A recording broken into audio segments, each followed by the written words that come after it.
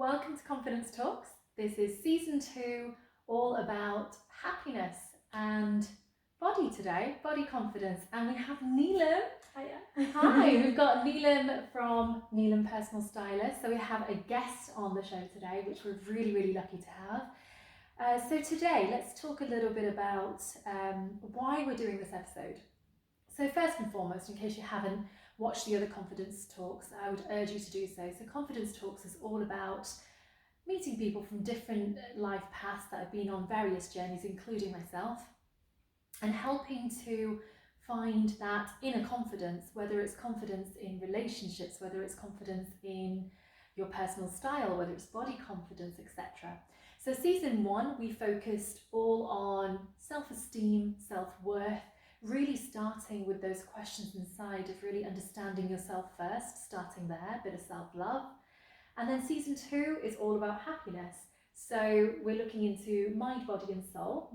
And I bookmarked Neelam in from the start. As soon as I knew we were going to be talking about body and body confidence, I was like, one person we have to get on is Neelam. Because, well, as you'll find out, the work this girl does is absolutely phenomenal and the people she helps is absolutely amazing. So welcome to, as I said, season 2, talking about body confidence and also personal style, which is really exciting. So to open up, I just kind of wanted to set the scene about why this is such an important topic for us, especially, and for so many other people as well. And I've just got some facts and figures and some stats and stuff that I wanted to share to set the scene, and then that will probably explain and make the path for Neelam to explain why she does what she does. So, talking about a little bit about body image. So, first of all, I'll just kind of like to look at kind of what is body image. So, body image is basically the way we think about our own body, so the way we think about ourselves physically, but also how we believe others perceive us as well. So it doesn't mean that's the truth, but that's how we believe others perceive us, and that's what we mean when we talk about body image. So I'm sure it's not a surprise when we say that body image it can be impacted by so many things, by your friends, your family, peers that you're around, and massively social media, media and social media as well. So all these things can really influence how we see ourselves and what our body image is. Now, what I thought was really interesting, and bear with me while I just bring this up, what I thought was really interesting was just starting with a little bit about where do we think all this kind of started from, like body image. I was really interested to find out where did it all start? When did we begin to become very conscious and self-aware? So I kind of did a little bit of research and looked into it, and if we go all the way back to kind of the 1600s, I know, right? Way back to the 1600s, you kind of had corsets that started becoming really popular. And as we know, corsets are meant to really cinch in and squeeze in the waist, give you a really kind of more of that glass hour, absolutely, figure and highlight the breasts and the butt and stuff like that. And that actually came very much from the Victorian, followed into the Victorian era. So in the 1600s, you have to bear with me looking back and forth because I'm using Neelam's laptop and I'm trying to scroll down on it. What if I just use the down arrow? That should work. So so 1600s, corsets became really popular. And that was because women became very self-aware about kind of what looks good is that cinched in waist and smaller figures. And that kind of came from the women in the French courts who kind of idealized that smaller image, smaller waist. Then you basically had, as we said, in the Victorian era, you also had this corsets and cinched in waist kind of look going on, where people wore corsets inside and outside their garments. And then in around the 40s and 50s, actually the hourglass figure started to come out more. You know, so you have Jessica Rabbit. Jessica Rabbit figure, come on. I mean, I know she's a cartoon character, she's pretty hot. So around the 40s and 50s is where that glass hour kind of figure started coming out, where actually we started appreciating that women look good with a fuller figure. So still a fairly, nice slender waist, but more emphasis on the bum, more emphasis on the boobs, that kind of thing. And then again, what happened is around the 60s, this changed again. Yeah. So you started getting models coming through like Twiggy. Yeah. You got models coming through who were a lot more slender and had actually a little bit of a boyish profile. Yeah, more of a rectangular frame, more angular, not as curvy. Less curves. Yeah, absolutely. And that kind of gave birth to this kind of boyish look in women. So then we went back to kind of like that slender boyish figure, and I feel like anything in history, things just go full circle, don't they? Yeah. Everything comes back in again at some point. It does. But what it really got me to realise, I was like, God, like, doesn't matter, like, people are never happy. Yeah. Like the media or whatever you call it, it's never happy. First we settle on one figure, right? This body type is perfect. Yeah. And then we change it and say, no, this body type is perfect. Yeah. And it just made me kind of think, God, so you probably have people just like us, just like the viewers for this, like going back decades and centuries, having the same kind of conversation. Yeah, definitely. And the same sort of thoughts and things as well. So I just thought it was really interesting. So I will come, when you're talking to us, please tell us about what you think to where we are now in terms of that kind of figure shape and things like that. But ultimately, the reason why we're doing this is because everybody deserves to be body confident and to be happy and look good, regardless of shape, size, colour, gender. And that's what you're all about looking good. And feeling good. Absolutely. So I just wanted to share some thoughts, because people might think, well, clothes, personal design, and personal styling, like, no biggie, it's just about what clothes you throw on. And actually it's not. It's a lot bigger than that. Much bigger. Like, the effect that your body image can have on yourself, on your mental health, is massive. It's huge. Absolutely. Especially after things like COVID. I think that was a period where people went in more, they weren't dressing up for themselves. I like that, for themselves. Maybe dressing up for Zoom, but the bottom half would be like joggers or pajamas or anything like that. Who hasn't? Yeah, exactly. But we just lost that kind of way of getting dressed, how to get dressed, and the impact that getting dressed well has on you, and has on your confidence, has on your mental health, how it makes you feel. And I think also during COVID, we went through periods where people gained weight, lost weight, so body shapes changed a lot as well. So 100%. Body image and body confidence, there's a big topic around that. It goes a lot deeper. It definitely does. So I just thought, I don't think a lot of people really associate that thread that runs through what you wear and how you feel affects then your mental health and lots of aspects of your being. So I've got some information kind of to share here on that, which will really lay the groundwork of why it's so important, the things that you do, and how it affects people and helps them. So first of all, an unhappy, as we talked about, body image can actually lead to lots of things, one of them being unhealthy lifestyle in terms of food. So not actually having nutritional food, because if I've got a body image issue, so I don't like the way I look, I don't think others like the way I look, I start to make cutbacks because I might not have all the information to hand.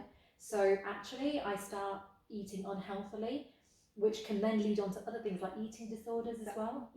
So on the one end of the scale, you might just have, well, I'm not getting the nutrition, I'm not getting the right vitamins or the nutrients that my body actually needs, which in turn is not going to help me physically. And that doesn't help you mentally as well. Or my mental health.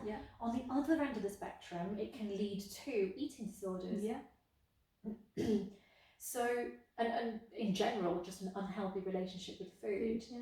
And I have come across a few people on my journey who, I think a lot of people have an unhealthy relationship with food. We just don't realise We don't realise it, yeah. You know? Yeah. And it takes years and a lot of self-awareness Mm-hmm. to then work through that and undo the things that we've kind of built up. Everything you've trained your mind to believe. Like you mentioned, things like the media, they have you believing, you know, that you should go on this diet or you should go on that diet, or you should look like this or you should look like that, and the impact that it has on your mental health and those learned beliefs can be very, very difficult to change. And very, very damning as well. It can affect your relationships, a lot of things. And you still don't actually achieve what you want to achieve No, at the end of it. No. And it's a real interesting thing then, you talked about dieting. Mm-hmm. Actually, a lot of, when I was doing some research and reading up, what I came across is actually dieting is classed as an unhealthy relationship with food. Because actually it should be healthy eating, not dieting. Dieting, you're restricting certain food types from your body, and essentially certain nutrients from your body, whereas healthy eating and being mindful of what you're eating is a completely different thing. And I think food is such a massive topic. Like, it's something that we can really enjoy, but it's having those boundaries with it. It's being mindful of what you're eating and the effect it has on your body. So for certain people, something like I don't know, pasta may make them put on pounds, whereas for someone else it just gives them good energy. So it's understanding your unique makeup, and I think that's where people struggle, is that it's not a one rule fits everyone. Absolutely. Everyone's body is different. And just taking a tailored approach. Exactly. So here are some facts, and I'll be honest, even though I expected some of these, some really shocked me. I wonder how you feel about them. So just again, carrying on that theme of body image. So in young people, 1 in 7 girls are not happy with the way they look, and 1 in 8 boys. Wow. It's not just a gender thing. No. And I think sometimes boys get missed out of it, and the effect that body image has on men as well, because I think often men are told to be a certain way, or to be more masculine, or to be XYZ, not wear certain colours and things like that. It can have a big impact.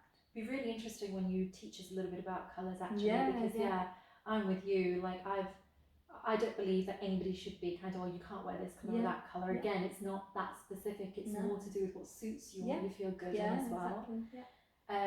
So there was that, and also there was actually an article where actually these young people were saying themselves that social media could actually be a bit more positive in embracing that people are different, and there isn't just one type of figure or image that is correct. Definitely. So social media has a massive role to play in all of this, because it's impacting people from a young age all the way to older ages as well.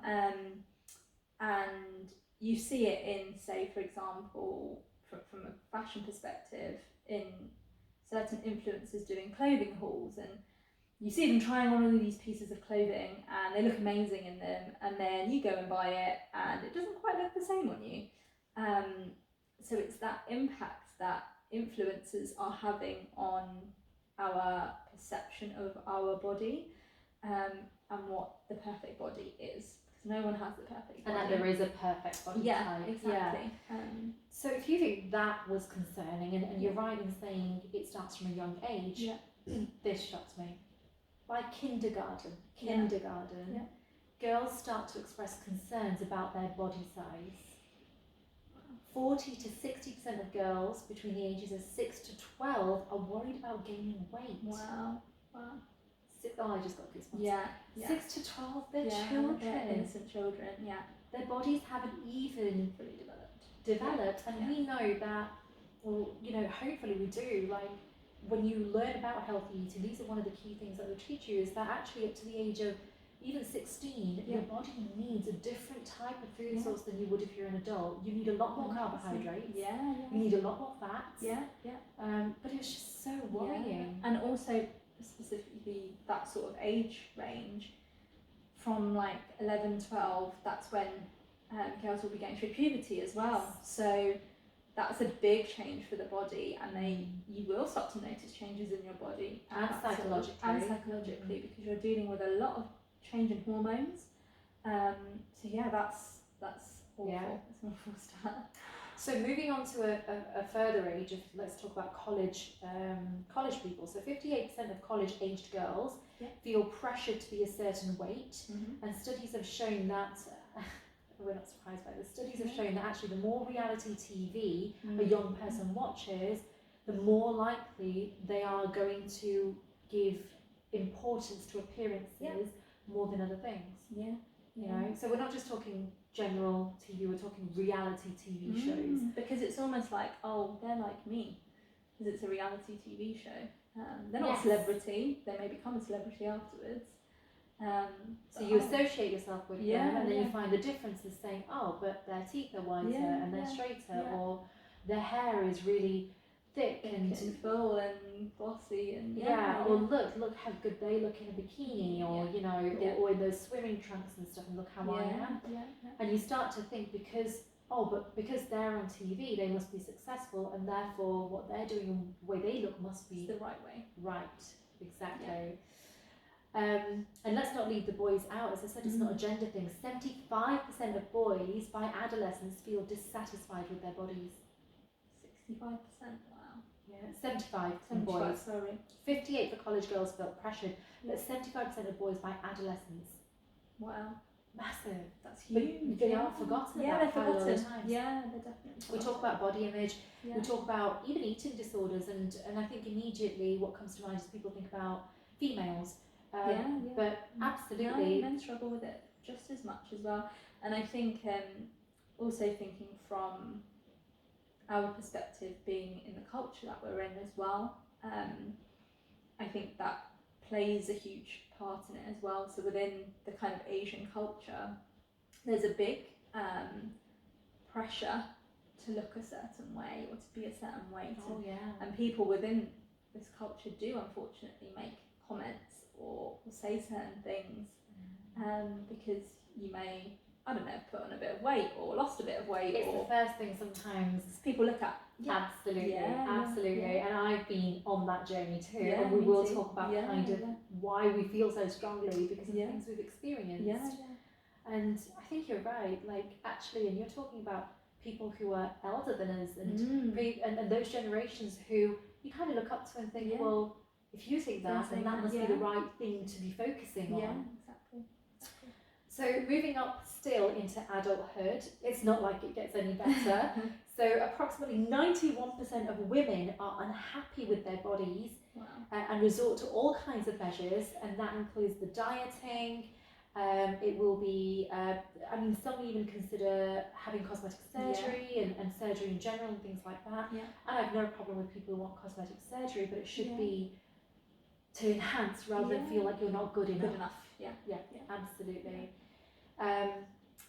Only, do you know, this was interesting. So actually only 5% of women naturally possess the body type that is often referred to by media as the perfect body type. So only 5% of women really fit into that category naturally. Because it's not real. It's not the perfect. It's a body type. It's a body type. It's a body type. And if only 5% are fitting in that, what does that tell you? Exactly. But what it also shows you, if 91% of, even though I'm having a bit of a busy day today, my maths isn't that off, but basically only 5% of women naturally present that body type, 91% of women aren't really happy. You've still got a percentage of women in there that actually might be happy with the way they are as it should be. But I bet you from that 91%, how many of those 5% of women actually still are not happy? Yeah, exactly. You know, even though they apparently have the perfect. There's going to be things they're not happy with as well. Okay, so let's move on to kind of like the adult male. So 3 in 10 men, which is about 28%, who, we're saying men, so age 18 and over, feel anxious because of body image issues. So it actually gives them anxiety, which is the foundation to then lead on to other mental health problems and things like that. So 3 in 10 men, and I bet this is a survey that's based on how many people spoke up. Yeah, exactly. There's probably millions more than that. Absolutely. So finally, just to give a little bit of weight to this eating disorder side of things, because this is one of the biggest things that feeds into it, pardon the pun, but as we're talking about body image, and this is about understanding your own body type, being happy with it, still looking good, still feeling good, eating healthy rather than dieting and things, and having a good relationship with food. So if we don't go down that route, and if there's anybody out there who is not happy with their body image, and if you find yourself constantly on yo-yo dieting or binge eating and doing things like that, I just want to kind of bring these numbers to light, because a lot of people may have eating disorders and not realize they do. I think that's probably majority of the time. People don't actually realise what they're doing. And it could be because it's not quite as extreme as you see in TV shows and stuff. You may not realise it. Or they may think, okay, I'm maintaining a weight by doing this, or I'm losing weight by doing this, so it's okay. It's okay because I'm getting... They're not seeing the negative effects that it's having on the body and the mind. Yeah, absolutely. Well, research suggests that between 1.25 and 3.4 million people in the UK are affected by an eating disorder. And only 25% of those, 25% of those affected are male. And only about 23% reach out and get treatment. And help. Because they don't know they need the help. And it's something that would have to be diagnosed usually by a specialist, so mental health professional, what does that tell you? Or a GP. And you're not likely to go and see somebody if you don't think there's a problem. Or if I think sometimes you may even know there's a problem, but you don't want to admit it, or you're scared, or you feel shameful as well. So it goes a lot further. Absolutely. But I just thought, like I said, we're talking about body image and personal styling, but at the root of it, what we're really saying is this is about understanding yourself, understanding your own body shape and working with it and being proud of it and happy with it. Absolutely. But I just thought those are really interesting numbers of the things that it can lead to if you continue down the path of trying to achieve or be like somebody else, but we're all different and we're supposed to be different. We should be celebrating it. Definitely. So that was a little bit of interesting reading, but this is not about me. This is about you and Neelam, personal stylist. So if I could just bring it over to you, I'd like you to share with us your journey. So why, I was going to start by asking about your business model, but do you know what, given that we started on this theme, it feels right. So tell me why you do what you do. Wow, that's a big question. So I've been through my own journey with my body, and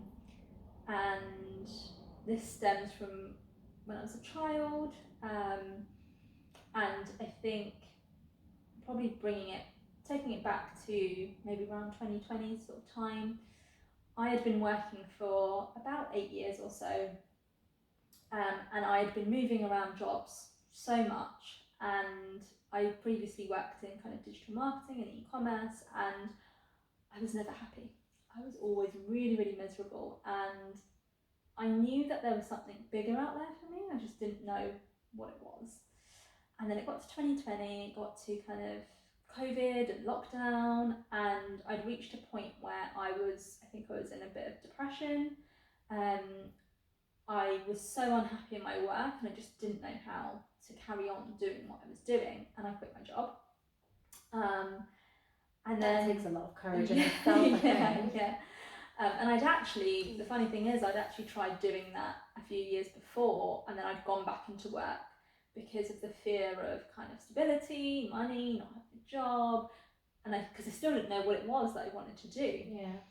And then fast forward a couple of months, and I was actually I think I was talking to my sister, and she was like, why don't you go into something to do with fashion or style?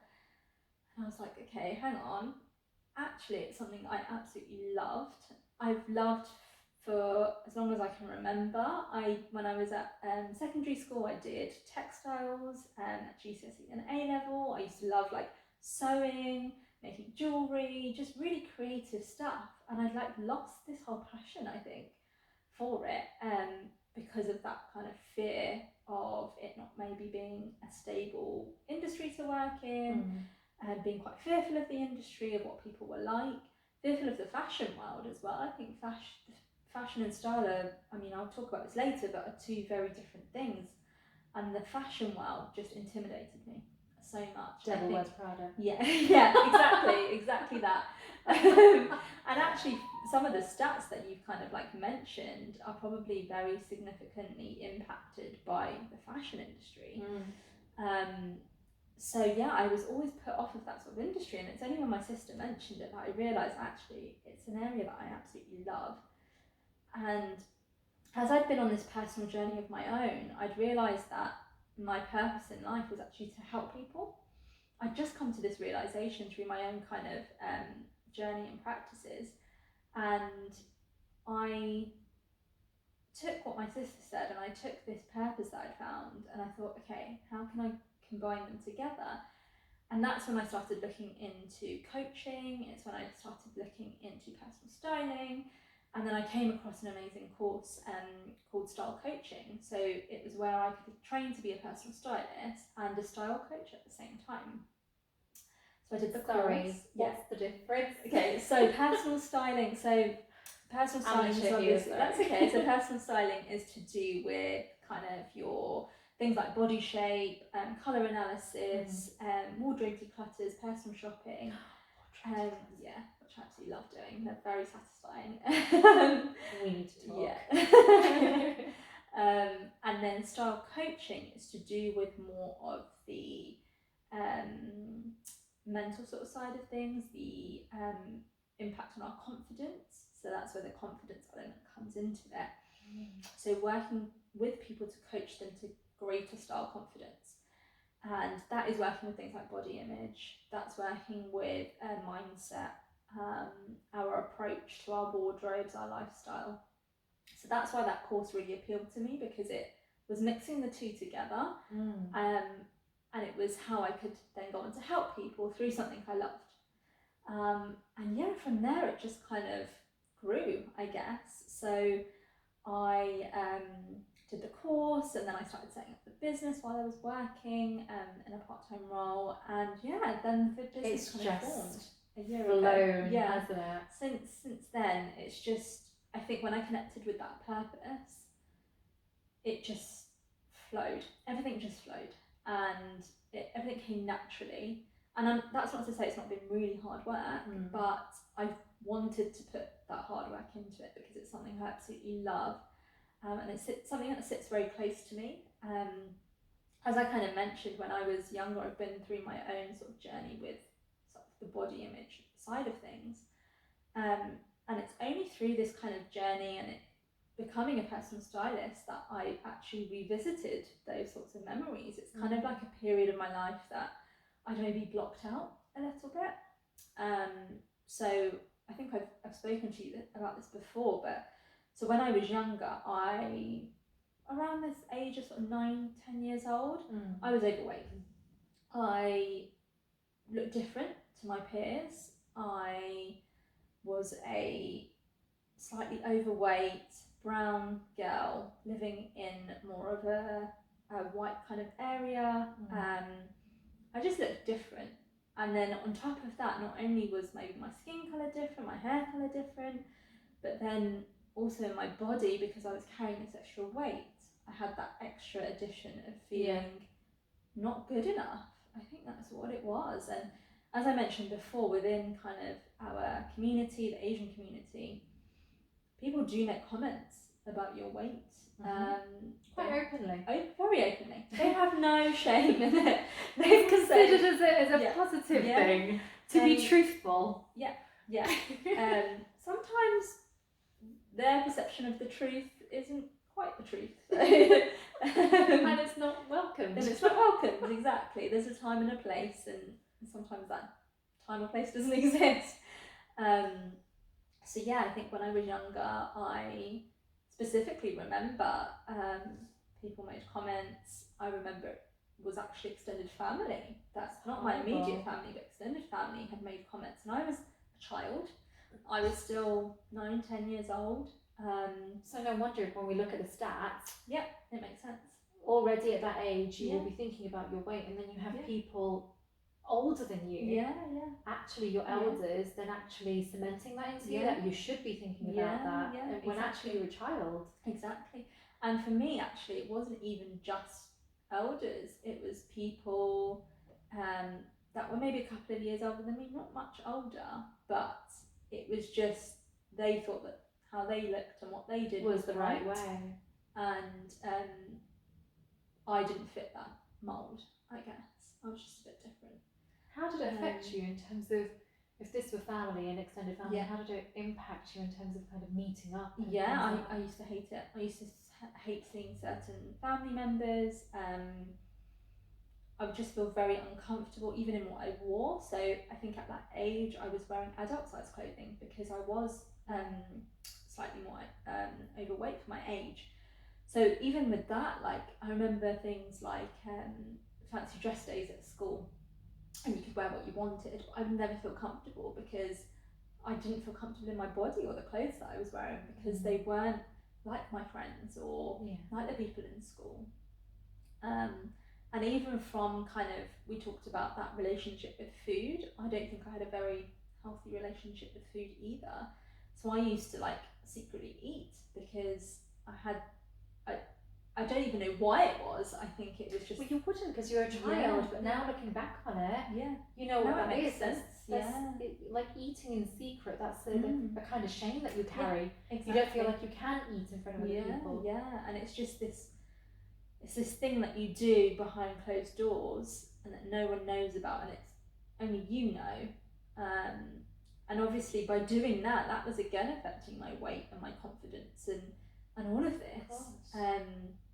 And then to go with that as well, I think I was quite young when I went into puberty and I had my first period. I was about 10 years old, 11 years old. I was still at primary school when I went through that phase in life. And again, that was something where I was different again because the people in my school weren't going through that at that period. That didn't happen for them until later. So I remember it being really difficult. And I'm assuming you didn't really have anywhere you felt you could go and talk. No. And I think I remember even when I got my first period, just being like, oh my god, what is this? And like just like ignoring it because I just wasn't. Was it taught in school at that point? I think it was, but I guess because no one else was going through it, it was kind of like, oh, I don't want to be different. Yeah, I don't want to be different. At that age, you never want to be different. No, if there's one thing a 9-10-year-old generally doesn't want us to stand out. Yeah, exactly. So I just remember that being really difficult, and I was, even from a growth spurt point of view, as well as being slightly more overweight, I was taller than everyone. And then it's only when I went to secondary school, so probably in year 7, at the age of like 11, 12, that's when everyone else started to have their kind of growth spurts and changes in their body, and that's when I started to lose weight. I think that was just a period in my life, and my life kind of like changed a little bit as I went to secondary school.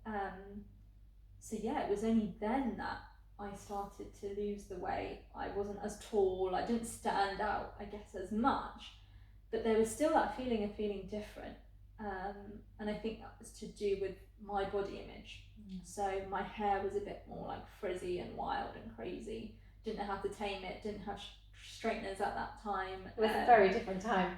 Like a generation ago, when we were children, it was quite a different time. You were a child until you were about 16, really. Exactly. Whereas now, you grow up like wearing lip gloss was a big deal. Exactly. But yeah, I had big bushy eyebrows. I'd never been introduced to the world of Which is in fashion now. Yeah, exactly, exactly. Do you see how it's done a flip, right? Honestly. Yeah, so I just remember just feeling different, feeling just not confident I was never confident in my body. And then yeah, and then I went through kind of secondary school, and I think we were introduced to the world of like textiles in year 7, and it was such a creative space. And I remember doing things like mood boards and fun things like that, and playing with fabrics, and we would make bags and like different items of clothing, and like play on the sewing machine and things like that, and I absolutely loved it. And my sister was quite creative as well, and me and her would always, like, she did textiles as well, so she would like introduce me to certain things as well. And I think, yeah, when I got to kind of 16 during GCSEs, I did textiles, and then into A levels I did it as well. And it was actually at that age that I actually wanted to do fashion. When I was in sixth form, I wanted to go into university to do something within fashion, but I was really scared. I was scared of the industry because I just felt like it's not got the best reputation, the fashion industry. I wasn't aware of the world of personal styling or the style perspective. It was always just kind of the fashion sort of world. And I was just too nervous. I didn't have much of a voice. I was quite quietly spoken, which I still am, but my confidence has grown in different ways. And yeah, so I left that kind of idea behind, and I went down a traditional route of doing business at uni, which now looking back has given me good foundations. Yeah. For starting a business, but I always think, oh, what if I had actually pursued like kind of fashion or more of a creative space back then? Where would I have gone? But yeah, that's kind of the journey, and how I've got to where I am, and why what I do now is so fitting. And I didn't even realise it when I first looked into it. I didn't actually realise how fitting it was. And now when I reflect on it, it's like perfect. It's exactly where you need to be. Yeah, it's my purpose. That's amazing. Like, some people go through life, all through life, not being happy with their jobs, not being happy with their careers, and not really understanding what their purpose is. Yeah. But to not only know what your purpose is, but align what you love into what you do is amazing. Yeah. I get like when I work with clients, I get like this feeling after I've worked with them, like during as well, but afterwards there's this satisfaction that I've made a difference to them. They walk away feeling really happy. I love seeing the transformation in their confidence. There's just a feeling I get from being a part of that, which I never got with any of my jobs before. That's absolutely amazing. Yeah. So you really are helping people. Yeah. And it's not a one-time thing. You're teaching them things that they will go on and continue. Yeah. So it's not a one-time thing where you're just taking them on a shopping spree or something. No, you're actually it's a lifestyle change. Yeah, it's a habit change, perspective change as well. Amazing. Do you know, perhaps you enjoyed textiles because it put you back in the driver's seat. You're a bit more in control than being told what you are and how you should be. But I do think those, as we said, family, peers, all these things impact body image. Yeah. And I completely get you. I'll not delve into my story because this is about you, but very similar kind of experiences where I would just be prepared when I went in front of certain people that even if I'd literally put on a little bit where it's not even maybe noticeable to me, it will be pointed out as the first thing that will be mentioned. Oh, have you put on weight? It's always about weight first and an image, you know, like have you put on weight, or why don't you do something with your hair? Why don't you do this? Why don't you do that? And it's like, it's about image, it's like there's a person in here as well, you know. And I think when people make comments like that, they have no idea what you're going through. That's the other thing. So you may put on weight or lose weight because something bigger is going on in your life. You know, our bodies do react to trauma or happiness or you know, all these different things. And I don't think we have a right to have an opinion on someone's body. The opinion is not valid.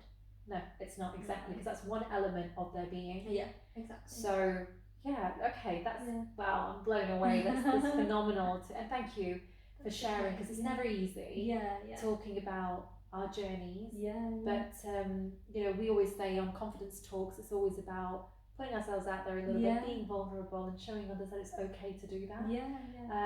But wow, so you actually, in finding your own passion in doing this, actually you worked on yourself first, and now you're supporting others. So tell us a little bit then about, you've told us kind of how you set up the business. Talk to us a little bit about what is Neelam Personal Stylist. If I came to you and said, oh, somebody gave me your business card, like, what do you do? Is this personal shopping? Or how would you explain your business model? So as I mentioned, it's a mix between personal styling and kind of style coaching. So when I work with clients, I have a range of different packages that you can book on for. I like that, I like choices. So first of all, like if you're going to go through the whole kind of series with me, the first part is what I like to call your foundations of your personal style. So this is where we look at your body shape analysis. So this is where I do an analysis based on your shape, and this is not to do with numbers, this is to do with your proportions. So where are you carrying the weight on your body, how is your structure built? So it's not to do with numbers, it's not to do with dress size. We do take measurements along the way as well, because this just helps with when you go to the shops, because each shop is different, so that's another thing to do with size. Often I get clients that get very hooked up on the size and the label. But every store is different. Every store is different, and it's so easy. Where you're like, but I have this size. I used to do it as well. I did it for a long time as well. But size is just a number. So it is. Do you know, on that point, do you know the term, I learned this as well, so the term plus size was given to clothes, not people. You know, it was a type of clothing. I think it came out around the 19, don't quote me on it, I want to say 50s. But I may have to check that. Basically, that's when the first kind of plus size outfit came out. But it's very clear that that was labelled on the clothes. It was never meant to be labelled on the people. No. And it is, sorry to go off topic, but it's one of my bugbears, how people are put into categories of that's plus size. It really really annoys me. It's like, no, why can't all the clothing be put together? It doesn't matter what size it is. Why does it have to be categorised as that's plus? As that, exactly. You know, we don't do that, but we don't say, well, below size 10 is minus. These are minus sizes. Exactly. So why is it categorised differently? Exactly. But sorry. But so this is the thing with body shape. It's understanding what your shape is, how to best dress for your shape. We're not trying to change your shape. We're just trying to accentuate the best features. So that's what we do through body shape analysis. So give me a couple of examples of the types of shapes. How would you? So for example, we've got a pear shape. So a pear shape might carry more weight on the bottom half and be slimmer on the top half. So a pear essentially looks like a pear shape. So more kind of hips and this isn't just women, this is men as well. So hips, bum and thighs. So you carry more of your weight there. So then when I give tips, it's how to bring balance to the body. So if you're carrying more weight along the bottom half, how can we balance out the top half of the body and minimise the bottom half so that you've got more of a balanced shape? How can we accentuate the waist area and put in the waist a little bit and show off the beautiful curves that you have? So the pear is one example. An inverted triangle or a strawberry is another example. So that's where you carry more weight along the top half of the body. So broader shoulders, bigger chest, but then slimmer kind of leg area. So you're more of an upside down triangle. So again, how can we bring balance to the bottom half of the body to balance out the top half? It's all about balance. It's all about balance and getting the right fits and cuts of clothing. So a lot of people, like I mentioned before, will look at an influencer on social media. They'll have bought the latest piece, and then you go and buy it and you're like, okay, hang on, this doesn't look as good on me. It's because not every style of clothing suits everyone. So through body shape analysis, we go through categories of clothing and I explain and we run through why certain styles work for you and why certain styles don't. So that when you go to the shops, you know exactly what to look for. That's amazing. Yeah, so then you go to the shops and you can scan a rail and you can be like, okay, I know that works for me and I know that doesn't, so I'm not going to look at that one. I'm not even going to bother trying it on. Yeah, because that's the worst thing, isn't Yeah. it? When you know it's not going to look good, but you still try it on and you're like, see, nothing looks good on me. Yeah. But they do, we're just not looking in the right In the right places. That's places. amazing. Yeah. So it's understanding, so because when you look in shops, you just look at sizes. Yeah. But you're right, it's not just about size, No. it's about the actual garment, the actual what's it doing, where's the detail. Yeah, where's the on it? detailing? As you mentioned, cuts as well. The cuts, the detailing, the patterns, what are the patterns doing, and the colour as well. Yeah. So the second part of the foundations is colour analysis. So this is where we run through the colours that make you look your absolute best. So we've all got a different makeup. So this is all dependent on our skin tone, our hair colour, our eye colour. What colours are going to really make you pop and make you look amazing and make you look fresh and bright and vibrant. How would you know? So we do colour draping. So so I've got some drapes here that I can quickly show you. Let me grab these in. Yeah, can I be draped? Yeah, of course. Let's bring these in. Do you hand? There we go. So these are coloured drapes.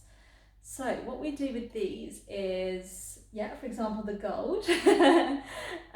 These would get draped over you, over the top of you, and we can understand the reflection that the colour is having back up onto your skin. So for example, a gold, like this, is a great, gold is great for a warmer skin tone. So a warmer skin tone, the reflection back up onto the face will make you look a lot more vibrant. Whereas if a warm skin tone person was to wear a silver, this might make them look a bit washed out, it might make them look ashy, just a bit pale. So just explain warmer skin tone and cooler skin tone. So we've all got a skin tone, an undertone. So we can either be cool or warm. And again, this is just our natural makeup, so that never changes. So if you've got a warmer skin tone, you're going to suit warmer based colours. If you've got a cooler skin tone, you'll suit cooler based colours. Okay, so you kind of match it, same spectrum. So and your warmer colours would be what? So darker? No. So I've got some swatches as well. So for example, in this swatch here, these are warm colours, but they're quite bright, but they're warm.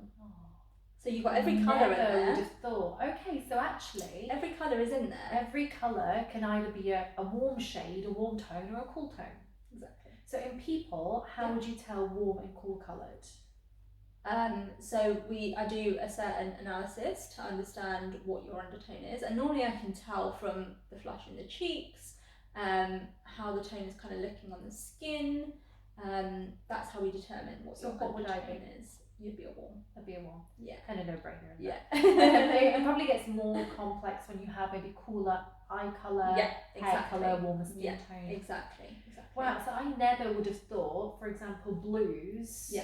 Could be kind of taught, it's the cool colour. Yeah, exactly. So are we basically saying the darker the tone of any colour is warmer? No, not necessarily. So, for example, this is more of a cooler palette. So you've got darker colours in there, but it's cool. No way. Purples? Yeah, it's cool. And like pinks? They're cool. No. But you do get your warmer. You get your warmer purples and pinks as well, but it's finding the right shades and tones. So these are warm colour palette, and these are cool colours. Yeah, exactly. That I get, these pastels here. Yeah. But if you just hold it a little bit higher. So the pastels I get, but these I never would have said these magentas and stuff. Yeah. So for example, if I show you a drape here, this is a warmer based pink. It's a warmer pink. Okay. Whereas something like this is a cooler based pink. So can you see the difference between the two? I can. Yeah. I've This is just cooler. been schooled, man. Like, I actually thought, I would have thought that's the cooler shade. Yeah. Because I've always thought the more depth in the colour, the darker it is, the warmer it is. No. How do you determine? Is there anything I can take away and learn from this? How would you base it? Or is it just it's all about the reflection on the skin. So if you were to put the cooler one on your skin, this is without makeup or anything on your skin, the key points to look out for are your under eyes, the colouring around your... You can, yeah. Because you are warm coloured? I'm warmer as well, yeah. Okay, so that one, and if you put that one on that shoulder. Okay. So you look under the under eyes, so you always do this in natural light. You look around the mouth area as well, if you get darker around the mouth area. How interesting. You can look at the cheeks as well, if they're becoming sallow or if they're becoming more plump. And then you can also look at the forehead as well, just to see how the clothing of your colours can make your cheeks look plumper. Plumper, yeah, because otherwise sometimes a really cool colour, so something like black, flattens. Yeah, and it creates lines and wrinkles as well. So something like black is a cool colour. So we all turn to black because we think, oh my god, black is so slimming, it hides. But actually, if you're just wearing black and you're not warming it up with like gold accessories or a pop of a warmer colour, the black can actually make you look more sallow, can make you look more ashy, it can accentuate under eye circles, it can age you. Wow. Yeah, so there's a lot to colour, there's a lot within colour. I can see what you're saying though, having those on there, I can actually see. See the difference. I would have thought that's warmer and that's cool, but actually, you're right, I can actually see it in your face, I can see that this side of you just looks a little bit more, I can actually see the colour in your face. The colour, Whereas this one just looks a bit flat. That is insane. Yeah. So colour that's without a lot more lighting. Yeah. Wow, thank you. Yeah. That's amazing. So that's how kind of colour works. So tell me about some of the talk us through some of the colours that people have the most misconceptions about. So your grey, black, white, like you just said about black. Yeah. So when should black be used or how? So I would never say to anyone, don't wear a certain colour.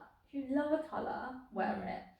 But how can you make it warmer? How can you make it work for your skin tone and your makeup? So with black, if you wear black, maybe adding on black. Yeah, I love black too, but maybe adding black on a gold necklace or some form of gold belt. Yeah, exactly, just to soften it.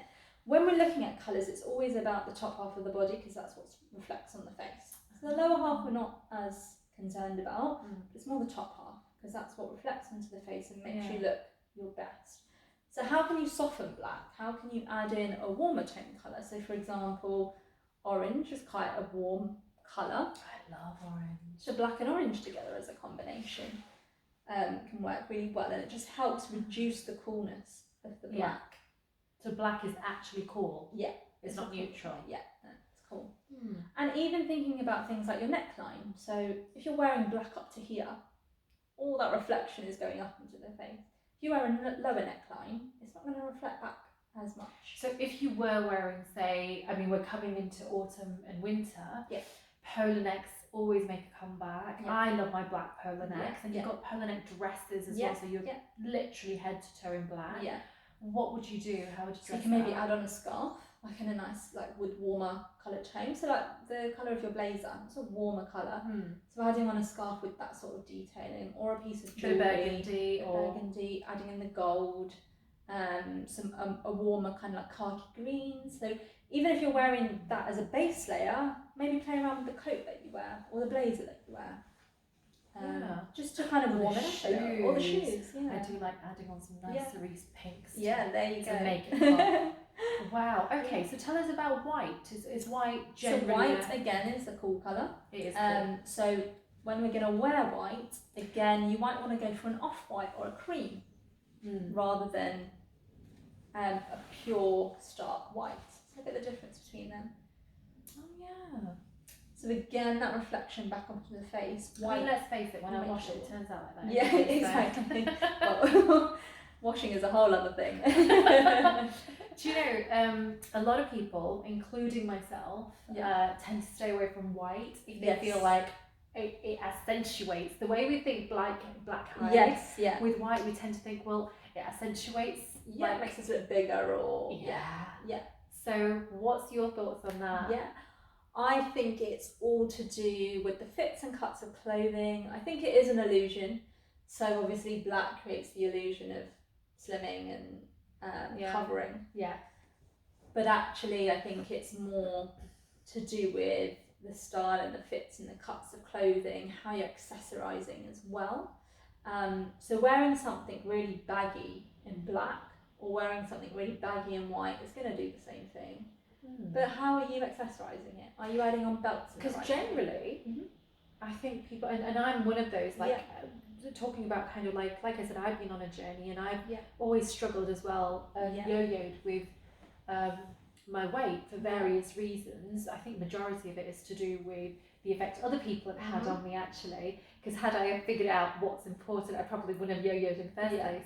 Nonetheless, for a long time I stayed away from certain colours and I only wore black and stuff. And then when I did start to wear white, I thought, actually, this looks pretty decent. But I too would, you know, when you go through, I mean, we all have frumpy days, don't we? When you go through a frumpy day where you're like, I just don't want the world to see. You tend to wear baggy clothes. What you're actually saying is actually wearing baggy clothes just makes you look bigger. Yeah. So we've been through this whole trend. You've probably seen it on the high street of everything being oversized, so oversized clothing. And it only works if you're quite small and even oversized. Then it makes you look bigger than you are. That's the purpose. Or it can be swamping. It can make you look swamped and drowned in it, and it's a bit like, well, why are you wearing something so big on you? So oversized clothing actually doesn't do anything for our shapes. It hides our waist, it hides our curves, and in a lot of cases can make you look bigger because you've got that balloony effect. Exactly. And it's excess fabric as well. More fabric adds weight. That's why I can't wear saris. Saris are a difficult one. It's just a lot of fabric. It's just not very flattering. No. Like, again, it depends. Like, if you've not got much there, it's fine. So talk to us. Give us just a few other, while we're talking about colours.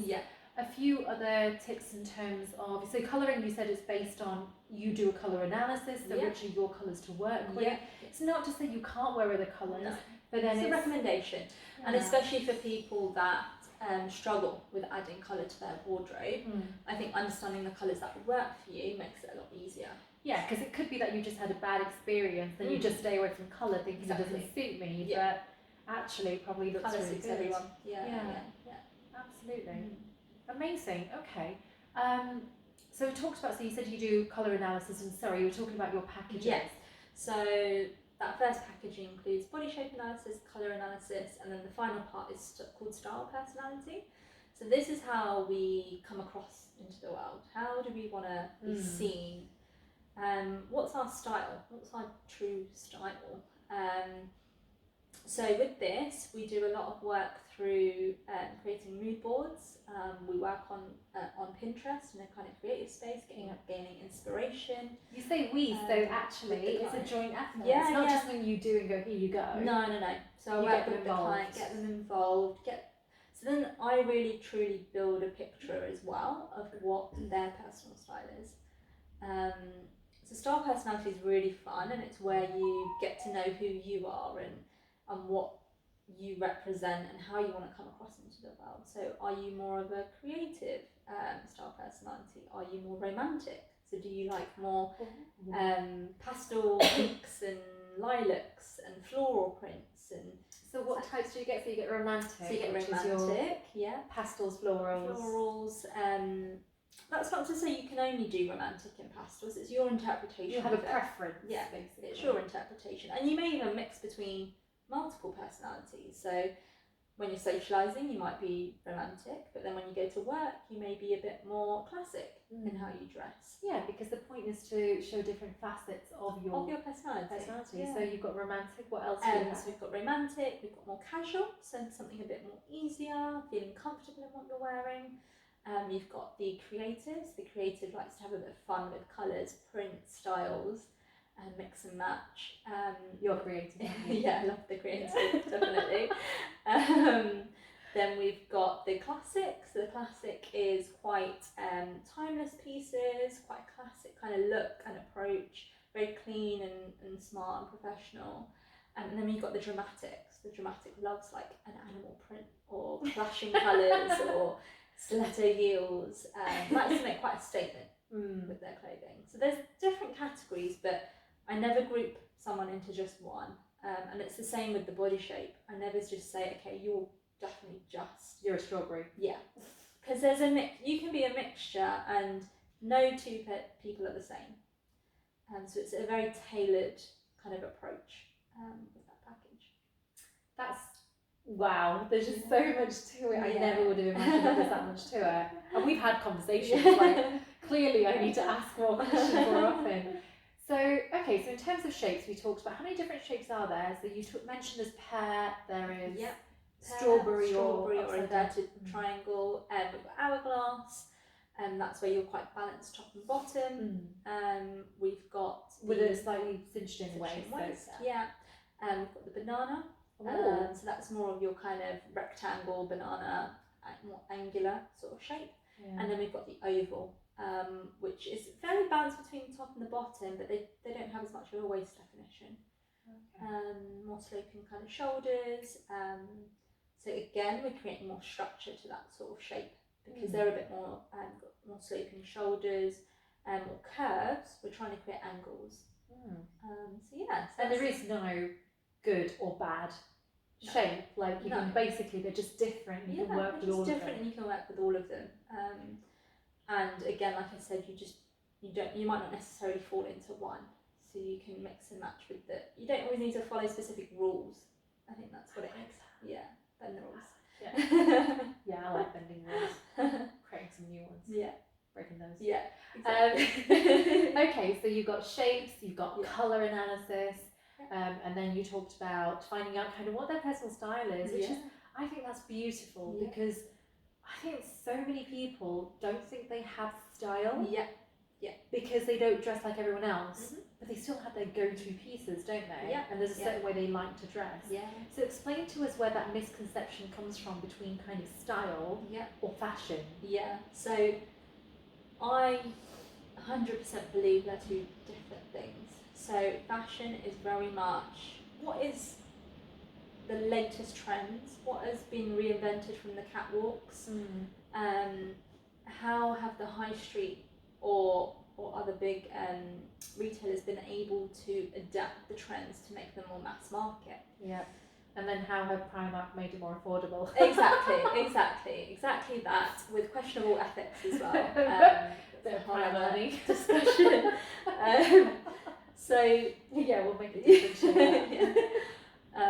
So that's kind of where fashion kind of sits. And then when we come to style, we all have our own style. We all have our own approach to how we want to come across.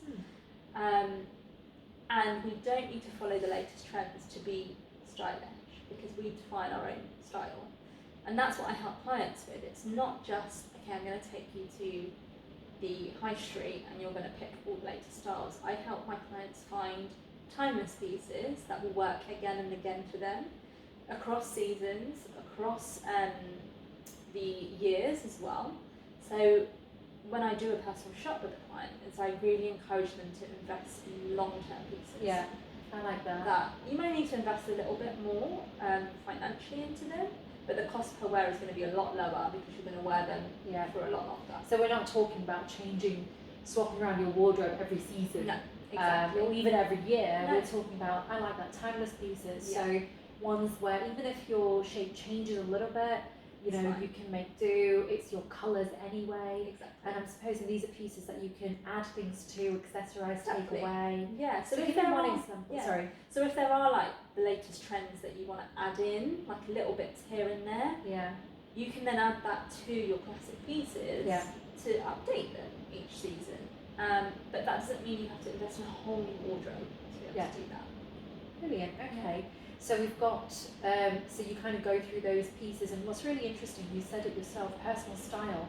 Style is about how we want the world to see us, like how do we want to portray ourselves into the world, and that falls into that body image side of things. Yeah. For example, if I'm going to a meeting at work, you know, what personality am I taking with me? Because we've got so many different facets to our personality. You know, I'm not going to want to turn up in a, you know, a jumpsuit, onesie kind of thing that I would wear on a night out. Well, it depends where you work. I would probably want to wear something smart, or depends, is it a formal meeting? Do I want to wear more, do I want to come across more businessy? Or do I want to have a casual, smart kind of approach, an effortless kind of charm? So it's brilliant that you're getting to know more about that person and personalising. And it's their lifestyle as well. So when I look at a client's wardrobe, I make sure that their wardrobe works for their lifestyle. So if, for example, they have 2 kids and their weekend is spent socialising with the kids and with friends maybe in the evening, we've got to make sure that they have pieces that work for each part of their lifestyle, and that can be mixed and matched, so they're multi-purpose. And then during the week they may go to work, so they need to be more formal. So how can they maximise what's in their wardrobe to work for their lifestyle? That's the approach. Wow, that sounds really productive, actually. I love that. And some teaching and educating going on as well. Now it has just started pouring down more. So it's not too noisy right now, so we're okay. We're going to persevere, we'll be okay. It's the start of autumn. Okay, so that kind of talks about your business model, so different packages. So people can literally just go for something simple with the package. So your first package is so that's the mini, so that's the foundations, those 3 elements. The second package is a wardrobe declutter. That's where I come to your house. We run through your wardrobe, so we literally take everything out. When I tell a client I'm ready for that. They panic. When I get to a client's house and I'm like, okay, I'm going to take everything out, they're like, what? But it's the best way to do it. Take everything out and start with a fresh wardrobe. And do they have to justify each piece to you? Yes, we run through each piece. We'll try things on if things no longer fit, or if they're not. Oh wait, so we're not allowed to keep them, but I'll fit into this one day clothes? No, they're gone. They're gone. But I'll fit into it one day. No, they're gone. They're gone. We're making room for new. That's going to make you feel good. Not clinging on to the old. And if there are really memorable pieces, you can create like a memory box or something like that. Because often we have pieces that, you know, are sentimental. For example, like your wedding outfits, or what you wore on your first date, or like just pieces like that you can keep in like a memory box. What about the top that you go, oh, I used to fit in this once? No, we're going to find a new top that you do fit into that really works for you and that you absolutely love. So keeping any clothes that you haven't worn for about 3.5 years, they're gone. They're gone. Okay. You're not coming around. I might have to just make an unexpected trip. So you do a declutter. Yeah, so we declutter everything. And what's your? How does? Because you've probably done this a number of times. Yeah. Tell me about how it feels for your client. What do they tell you when you're done? They feel lighter. They feel a lot lighter. Because when part of the process is reorganising the wardrobe, and I normally do this by category and colour. When they see that, it's just visually just very category and colour, like you help organise the wardrobe. Did you realise you could start a business just doing that? We reorganise it so that when you open your wardrobe in the morning, you can see exactly what you have. That's amazing. And it makes it so much easier to get dressed in the morning. And there's space in there? There's space in there, it's clean and tidy.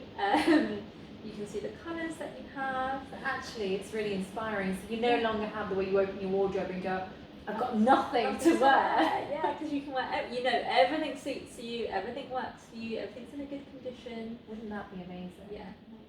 And we also outfit build along the way. So we teach you how to make new outfits from the pieces that you have, so that you can mix and match. That's amazing. Which is really invaluable because you are then maximising what is in your wardrobe. Yeah. Okay, I I am going to have to do this. I haven't gotten around to yet using Neelam services. Okay, so you've got the declutter, you were saying, that's the second level. Yeah, so that's the second package, and then the third one is a personal shop. Yeah. So this is where, if you've done a wardrobe declutter with me, we also create a shopping list. Yeah. So anything I think are really key pieces that I'm missing, I'll put a list for you. And this will be categorised by spring, summer, autumn, winter. Nice. So then when we go shopping, we've got a specific list to work from. We can prioritise. Normally we aim for about 5 to 7 pieces in a shop. And how the shop works is I do a pre-shop before we meet. So I'll head to the location, I will look at each shop and find pieces that I think will work for you. I'll take pictures of them, I'll ask the assistants to put them in the changing room for you so that they're ready, and then when we go to the shop it's really seamless and easy. Wow. To then scan the rails, have a quick Because look. that's half the job. Yeah. Like that's really, and I suppose with what you're teaching them actually makes the whole process easier, because sometimes you're going out and you need the outfit. Yeah. And you go out and you go, nope, didn't find anything I wanted. Yeah. It's probably because you don't really know. No, you don't know the right shops to go for either. Yeah. So I try to introduce my clients to new shops as well that they may not have tried before, just to extend that kind of category or bank of shops that they have. Yeah. And yeah, it's just a fun experience. Like I love doing it with a client. The only thing missing is a glass of champagne. Yeah, exactly. You can always do that at the end. You should add that on. You should absolutely add that on. I'm not sure how the sound quality is going because it's just gotten even louder. Yeah. We'll see how we go. We'll just have to shout a little bit because we are kind of nearing towards the end anyhow. But if we need to, we'll pause and then finish up later. But so that's your packages, and I suppose that's kind of about your business model. Now I wanted to make sure that, and this is the key that everybody wants to know, so I hope the sound quality holds up. Shout this way. I'm sorry, I can't control the rain, and I don't want to risk not being able to get hold of Neelam again because she's extremely busy. I wanted to make sure you can kind of course people can get in touch with you, so please let them know how to get in touch with you. But then let's just kind of give out some tips, some basic tips that we can to just get people started on their journey of finding a little bit about their personal style and their kind of body image confidence. And then along that journey, they can get in touch with you whenever they're ready. Yeah, definitely. So I think one of my first tips is being mindful of what you're consuming, and this is media. So places like Instagram, Facebook, these all, even magazines, they all affect our perception of body and our body image and what suits us and what doesn't suit us. So I think doing a declutter there first of what you're consuming is a really good start to your style journey. So being careful of the accounts that you follow, the types of people that you follow, also who you're interacting with. So if there are those people that are making comments about your body image, create a boundary. Don't allow them to come into your space and say those sorts of things. So that's a really good starting point from a body confidence sort of perspective.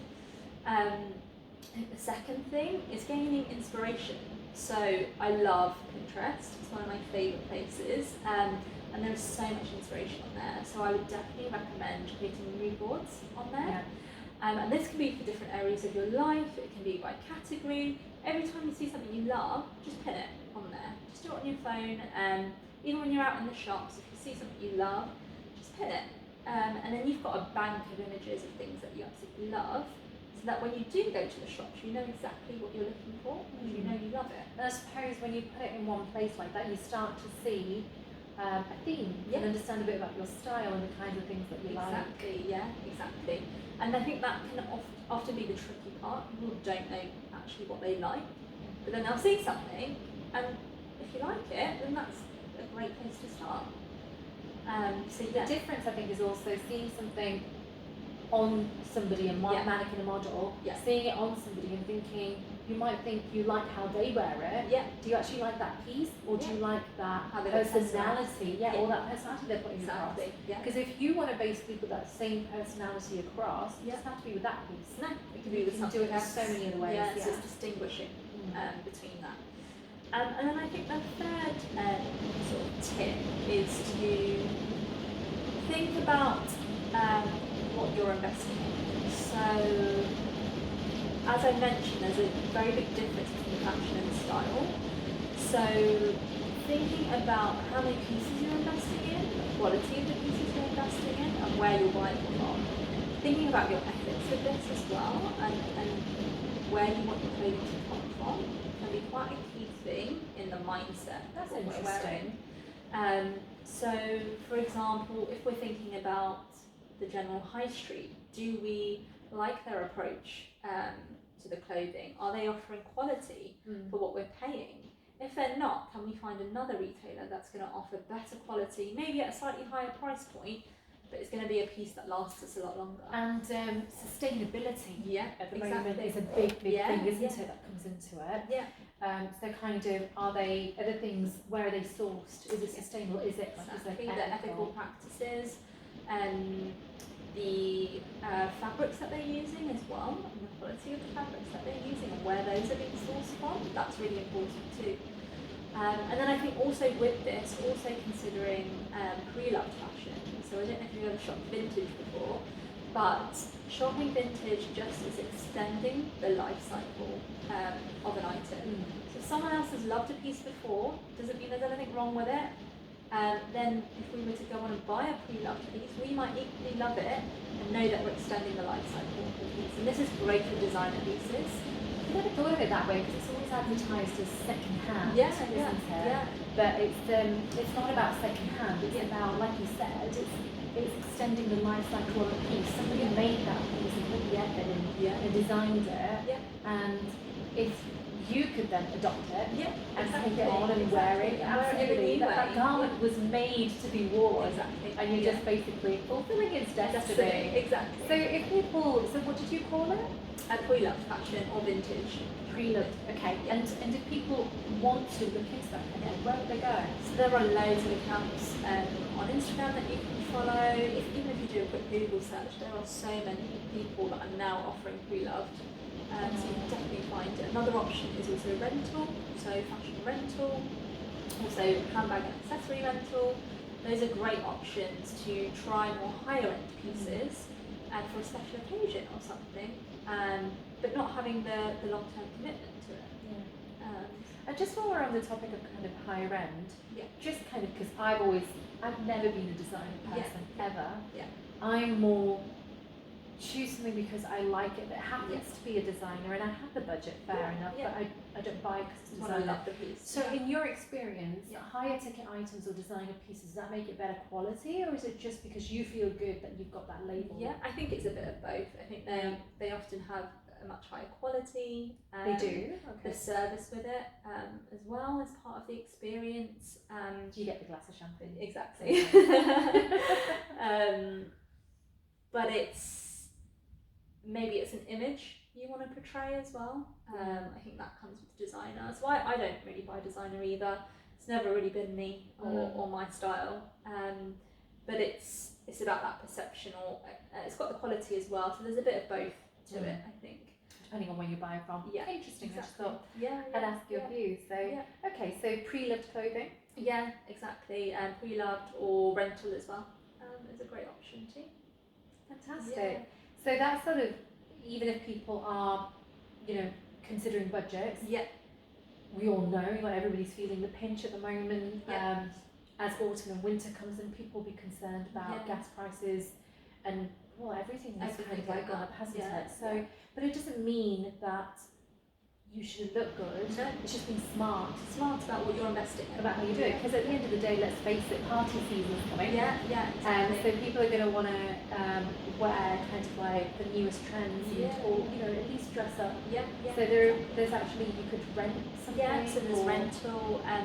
I think especially when it comes to party wear, a lot of people invest in things like sequins, and they're not the best for the planet. So if you can rewear these sorts of pieces year and year again, just maybe style them in a new way.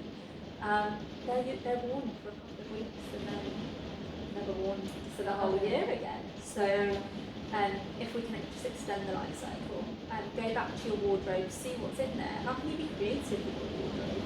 How can you mix and match pieces to make something new? Or can you borrow from a friend? There's also that option. That's something to get to. Yeah. So that's what is the this kind of Christmas season, this sort of party season. What kind of things do you think are going to be? So I think again it will be the sequins and embellishments. I think Which is good because they've got loads of those. Yeah, there's colour coming up for autumn winter as well. So that's bright colours nice. are still kind of in, which is nice. Mini skirts are popular. Things like tassels, so tassels on the skirts, tassels on jackets. Yeah. Really? Like fringing and things like that. Yeah, it's quite a fun season. Excited for autumn winter. Oh wow, you're going to be booked up, aren't you? So there's some tips and advice, which is fantastic. So don't say we don't give you anything. You've got some advice on where to start and how can people get in touch with you? So you can visit me on my website, so it's neelampersonalstylist.com, also on Instagram at neelampersonalstylist and Facebook too. So feel free to reach out. Am I allowed to share these? Yeah. Good. I kind of just put my foot in it. So what's really exciting, and this is why I had to grab Neelam now, is that actually Neelam's going to be going travelling. Yeah. And we will make sure that we actually do another session with Neelam when she comes back from her travels. So just tell us some of the places you're going to be going. Yeah, so I'm starting off in Thailand, so I'm doing a month there, travelling to the north and then the south, and then heading to the Philippines, and then ending in Malaysia. That's fantastic. And you're going to keep in touch while you're away? Definitely. So I'm still going to keep in touch. I'm going to still try and post and hopefully tell you a bit about fashions out there as well and what people are wearing there. I think it's quite interesting. It's going to be really exciting because you're going to come back with a whole kind of new kind of injection into the way you do things, just influenced by everywhere you've gone. Yeah, definitely. Wow, that'll be really exciting. Yeah. Cool. So, given I can hear thunder in the background, Yeah. and the rain is not letting off, and I hope you caught that, guys. I will try and amplify the volume. But I think we'll bring this session to the end because we can just talk forever. But the rain is getting louder. So I just want to say thank you so much for taking out the time. Thank you for having me. It's been really fun. Of course, and it's been really insightful. And I really, really hope, guys, anybody watching this, I really hope you're taking something from it, whether it be to do with your body image and being happy with your body image, or wanting to find out a little bit more about your personal style. You can get in touch with Neelam, you can do your own research as well, find out a bit about your body shape so you're comfortable, you're happy with how you are, and work with that. You don't have to be spending loads of money, you don't have to feel like you have to look a certain way. This is about body confidence, being happy, knowing yourself, being happy with yourself, working with that, and just having a healthier lifestyle rather than kind of thinking you have to look a certain way. We will have other episodes based on, again, around body confidence. I will be looking to get a personal trainer on to talk a little bit about nutrition and talk about healthy eating and those aspects of it as well. And of course, we've got so much more coming on this happiness season. But this was body image and personal styling with Neelam, personal stylist. Thank you so much. Thank you. Thank you, guys. This was Confidence